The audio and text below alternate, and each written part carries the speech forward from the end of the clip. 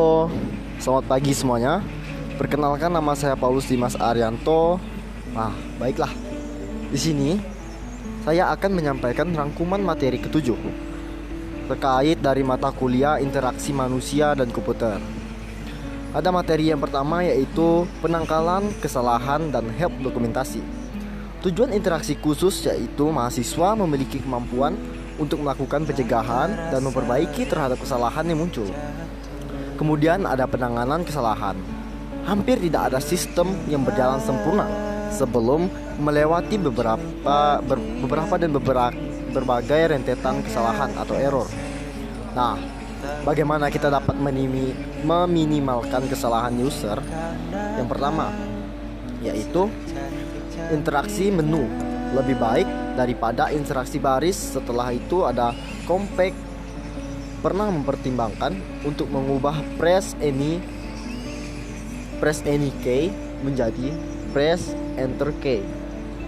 Nah, ini dikarenakan banyak yang menanyakan letak tombol any key di keyboard.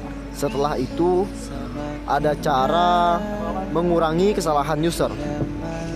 Misalkan seleksi user yang tepat, itu caranya.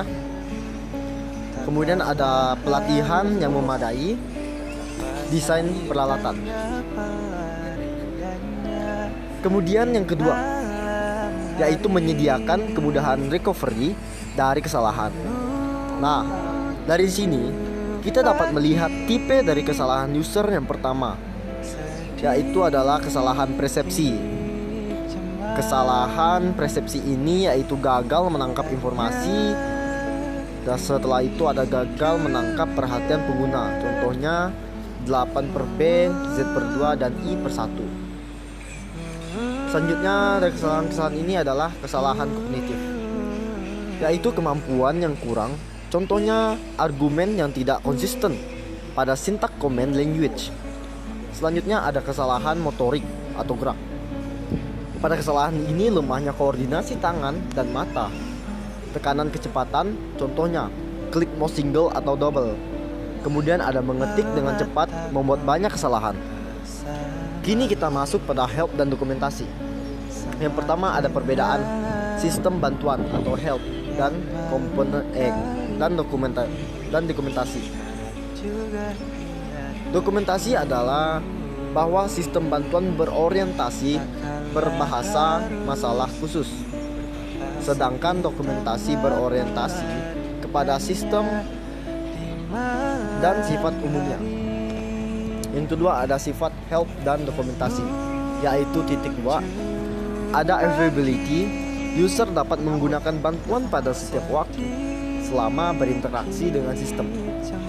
User tidak perlu keluar dari aplikasi selama bekerja untuk membuka aplikasi bantuan. Yang kedua ada actuary dan competence, yaitu bantuan ini seharusnya tersedia secara lengkap dan akurat. Yang ketiga ada konsistensi, konsisten pada sifat sistem yang ada atau antara jenis online dan jenis tercetak. Juga konsisten dari sisi konten, terminologi, dan bentuk presentasi. Yang keempat ada flexibility, membuat setiap user berinteraksi sesuai dengan keinginannya. Nah, yang kelima ada neutralities, seharusnya tidak mencegah user dalam melanjutkan pekerjaannya atau terpengaruh dengan aplikasi user. Untuk menghindari ini digunakan presentasi pada layar terpisah. Selanjutnya kita masuk pada paper based atau tercetak. Keunggulan menggunakan paper based yaitu yang pertama, pengguna dapat menggunakan di luar masa pengerjaan tugas. Kekurangannya yaitu pengguna kesulitan membaca dan menjalankan sistem karena kurang praktis. Nah, selanjutnya ada computer based. Computer based terdapat beberapa jenis, yaitu yang pertama ada commanded assistance. Ditemui pada sistem DOS dan Unix. Pengguna dapat menggunakan bantuan dengan mengetik parameter tertentu. Yang kedua ada command prompts. Jenis bantuan yang biasanya tampil bila pengguna melakukan kesalahan sederhana. misal kesalahan sintaks. Yang ketiga, ada context sensitive help. Jenis ini membentuk menu basic sistem yang menyediakan bantuan pada menu option. Nah, yang keempat, ada online tutorial. Online tutorial mengizinkan user bekerja melalui aplikasi dasar dengan lingkungan percobaan. User dapat melihat kemajuan sesuai dengan kecepatannya dan dapat mengulangi bagian dari tutorial yang dia inginkan. Yang kelima, ada online documentation. Jenis ini tersedia secara online untuk internet atau intranet, khususnya untuk aplikasi yang diproduksi secara massal. Nah, selanjutnya ada merancang help dan dokumentasi. Hal-hal yang perlu diperhatikan dalam merancang help dan dokumentasi yaitu perancangan yang seharusnya tidak seperti add-on pada sistem secara ideal. Namun secara ideal seharusnya merupakan bagian integral dalam sistem. Selanjutnya ada perancangan yang harus memperhatikan isi dari bantuan dan konteks. Masalah yang ada dalam implementasi yaitu titik 2. Yang pertama, ada para perancang harus membuat keputusan untuk implementasi berupa secara fisik maupun pilihan yang tersedia untuk user.